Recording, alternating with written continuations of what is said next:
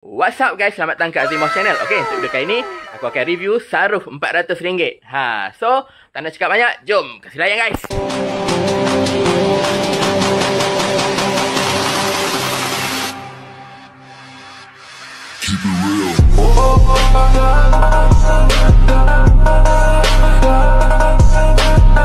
Okay guys, so ni dia saruf Evo 7. Sebelum ni aku pakai saruf ni dekat Wira. So, aku nak jual saruf ni harga dia 400 guys. So, ramai yang tanya aku, betul ke harga ni 400? Dengan harga 400, apa je yang kita dapat? So, kita akan dapat bumbung saruf. Cun lagi, cuma bahagian tepi ni ada cala-cala sikit lah. Okay.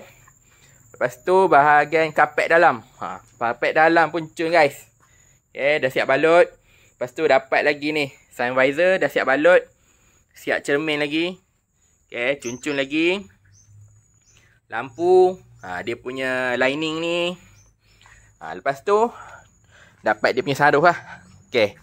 Saruf ni, ada sekali hose. Okay. Cun-cun. Okay. Untuk saruf ni, kod dia MMC M284. So, jom kita test. Okay. Ni buka. Okay. Dia slow sikit ni, biasalah pakai bateri. Tutup.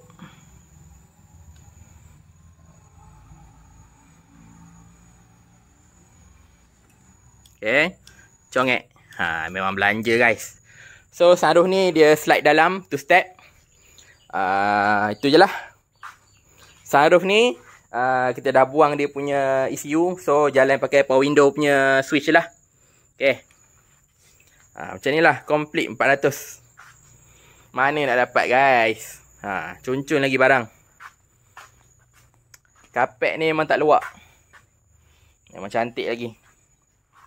Okay. Mana yang minat, boleh tekan link WhatsApp aku dekat description. Mana-mana geng-geng Wira yang area Temerloh, boleh datang pick up lah. Okay. So, barang-barang yang tinggal pun tak banyak sangat dah. So, ni video paling latest. Door trim masih ada, sekali dengan speaker. Grill biru masih ada. Blower Wira. Kompresor. Ni barang-barang kecil. Barang-barang besar tak jalan lagi. Barang-barang besar, sunroof. Engine. Engine ni cun-cun guys. Mana yang minat boleh roger-roger lah. Ni engine 4G15. Dah siap buat crank wajar. Baru siap overhaul. Baru jalan beberapa kilometer je. Lepas tu disc set gearbox untuk convert daripada auto pergi ke manual. Set injection. Set injection ni bagi sekali tank. Wiring 4G92, airflow, semua bagilah. ECU kod E Okay. ECU kod E. Mana yang minat boleh roger-roger lah. Dekat belakang ada sikit-sikit lagi barang. Dashboard Wira. Lepas tu ada pintu Wira, pintu kosong. Cermin belakang dengan cermin pintu lah.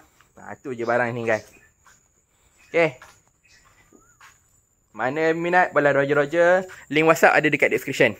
Okay, jumpa next video. Bye-bye.